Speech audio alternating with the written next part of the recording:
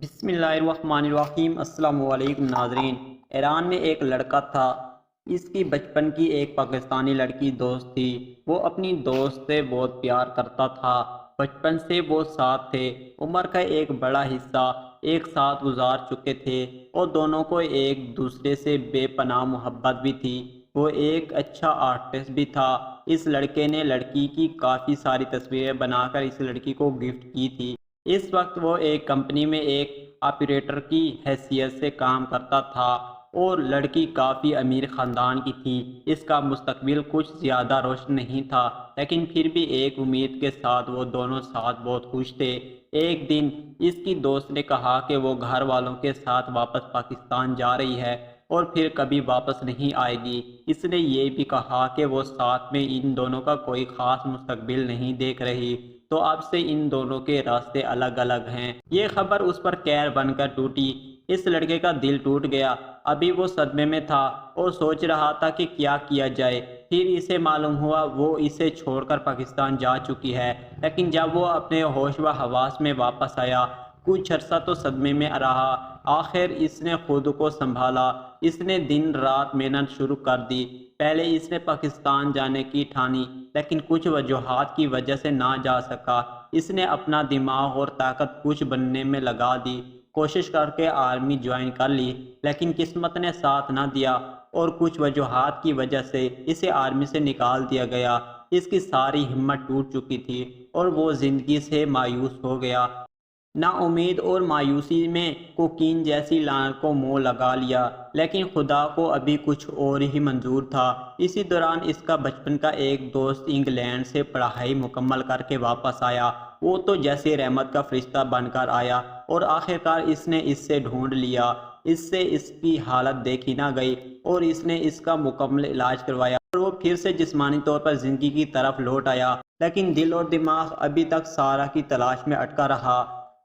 اسے یقین تھا وہ اسے کسی بھی طرح ڈھونڈ لے گا، لیکن اب تک کی سب کوششیں بیکار رہی۔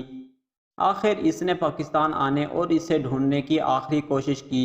اسے امید تھی کہ وہ اسے ڈھونڈ لے گا۔ اس نے اپنا سب داؤ پر لگا دیا اور پاکستان جا پہنچا، تمام ممکن کوشش کی جو کہ وہ کر سکتا تھا۔ ایک سال سے زیادہ تمام کوشش کے باوجود، ہر اس جگہ خاک چھاننے کے بعد بھی جہاں جہاں کا ذکر وہ کیا کرتی تھی، اسے سارہ کی کوئی خبر نہ ملی۔ بالآخر وہ مایوس ہو کر واپس ایران لوٹ آیا۔ واپس جا کر اس نے اپنے دوست کی مدد سے اپنی کمپنی کھولی، محنت کی اور محنت کا پھل بھی ملا۔ آپ اس وقت تک نہیں ہارتے جب تک کہ آپ خود کوشش نہ چھوڑ دیں اور خود ہار تسلیم نہ کر لیں۔ اس لڑکے نے بھی ہار نہ مانی اور پھر اس نے وہ حاصل کر لیا جو وہ کرنا چاہتا تھا۔ اسے کامیابیاں بھی ملی، لیکن دل اب تک کہیں اور ہی تھا۔ وہ اپنی ہر کامیابی کا جشن اس کے ساتھ منانا چاہتا تھا۔ اس دوران بھی اس نے اسے ڈھونڈنے میں کوئی کسر نہیں چھوڑی تھی، لیکن اب تک بس ایک امید ہی تھی کہ وہ اسے ڈھونڈ لے گا۔ لیکن ہر پل اسے اس کی یاد اس کے ساتھ گزارا ہوا، ہر پل اسے اذیت دیتا تھا۔ زندگی جیسے رک سی گئی ہو، راتوں کو اکیلے رونا اس کا حسب معمول بن گیا تھا۔ اسے یہ معلوم نہ تھا کہ وہ کس حال میں ہے۔ لوگوں کے سامنے روز ہمت باندھتا مسکرا لیتا، لیکن کم ہی کوئی جان پاتا کہ اس کے مسکراہٹ کے پیچھے کتنا غم اور آنسو اذیت چھپی ہوئی ہے۔ وقت گزر رہا تھا کہ ایک دن وہ کسی کام سے کچھ دن ہمدان شہر گیا ہوا تھا۔ ایک دن وہاں تیز بارش ہو رہی تھی۔ وہ لڑکا اپنی کار میں کہیں جا رہا تھا۔ اس نے دیکھا کہ ایک بوڑھے آدمی اور عورت ایک چھتری میں کہیں جا رہے ہیں۔ چھتری ہونے کے باوجود وہ بھیگ چکے تھے، اس کے پاؤں سے زمین نکل گئی۔ اسے یہ جاننے میں زیادہ وقت نہ لگا کہ وہ اس کے دوست کے والدین ہیں۔ اس نے جان بوجھ کر کار کی سپیڈ ہلکی کر دی، کیونکہ وہ چاہتا تھا کہ وہ لوگ اسے اس کی اس شاندار گاڑی میں دیکھیں۔ وہ چاہتا تھا کہ انہیں پتہ چلے کہ وہ اب ویسا ہی غریب نہیں رہا۔ اب اس کی اپنی کمپنی ہے، کار ہے اور سب کچھ ہے۔ لیکن پھر جو اس نے دیکھا، اس منظر نے اسے کچھ حیران کر دیا۔ وہ لوگ ایک قبرستان کی طرف جا رہے تھے۔ وہ لڑکا اپنی گاڑی سے اترا اور ان کے پیچھے چل دیا۔ اس نے دیکھا کہ ایک قبر پر اس کی دوست کا نام لکھا ہے اور اس کے والدین کے ہاتھ میں اس کی دوست کی تصویریں تھیں۔ اس کے لیے تو دنیا جیسے رک ہی گئی تھی۔ اس نے دیکھا کہ اس کی بنی ہوئی تصویریں جو کہ اس نے اس کو بنا کر دی تھی اس قبر کے برابر میں رکھی ہیں۔ اس کے والدین نے اسے دیکھ لیا تھا۔ پہلے تو صدمے میں اس سے کچھ بولا ہی نہیں جا رہا تھا، پھر پاگلوں کی طرح دھاڑے مار مار کر رونے لگا۔ اس لڑکے نے روتے روتے پوچھا کہ یہ سب کب ہوا؟